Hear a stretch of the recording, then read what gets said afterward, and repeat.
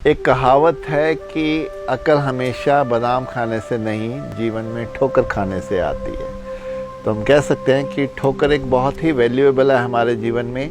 अगर ये ठोकर ना हो तो जीवन में कोई मायने ना हो, हम मजबूत ना हो, हम में आत्मविश्वास, आत्मबल ये सब कभी नहीं आ सकता है। अब कोई भी हम काम शुरू करने की तरफ चलते हैं तो हमें असफलता की ठोकर पहले सहनी पड़ती है। किसी रिश्तों को हम निभाने की चलते हैं तो हमें वहाँ से एक अपमान की भी ठोकर सहनी पड़ती है। किसी भी अगर हम फील्ड में शुरू करते हैं अपने कैरियर को या अपने जीवन को, तो ठोकर होना एक स्वाभाविक है, लाजमी है।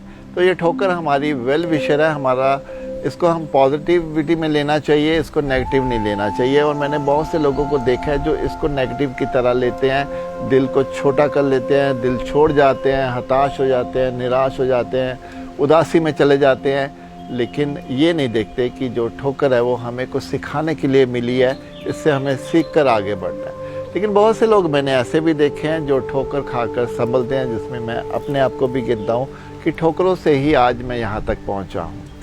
ठोकर अगर हमें मिलती रहती है तो हम और सजग रहते हैं, हमारी समझ बढ़ती है, हमारा अनुभव बढ़ता है। इसलिए जीवन में आगे भी हमें ठोकरें तो मिलती रहेंगी, तो हमें लेकिन अपना दिल नहीं हारना है, हमें डटे रहना है, हमने मजबूत खड़े रहना है। और ये ज़रूरी नहीं है कि हर अनुभव हमें खुद में ही ठोकर खाकर मिलता है, हम दूसरों के अनुभवों को भी देख सकते हैं। जैसे किसी का अगर आग में हाथ जलता है तो ज़रूरी नहीं है कि हमें भी अपना हाथ आग में जलाकर देखना है, हमने उसके अनुभव से भी, उसके जो ठोकर उनको लगती है उससे भी हम सीख सकते हैं। अध्यात्म के रास्ते पर भी जब हम चलना शुरू करते हैं तो हमें ईश्वर के द्वारा भी ठोकरें मिलती हैं। वहाँ हमारी परीक्षा ली जाती है कि हम कहाँ तक उसको झेल सकते हैं, कहाँ तक हम उसको लेकर आगे चल सकते हैं। उसमें हम अपने परिवार के सदस्यों की, अपने मित्रों की, उनके द्वारा आई हुई रुकावटों का, समय की और परिस्थितियों की ठोकर हमें सब ये सहनी पड़ती है।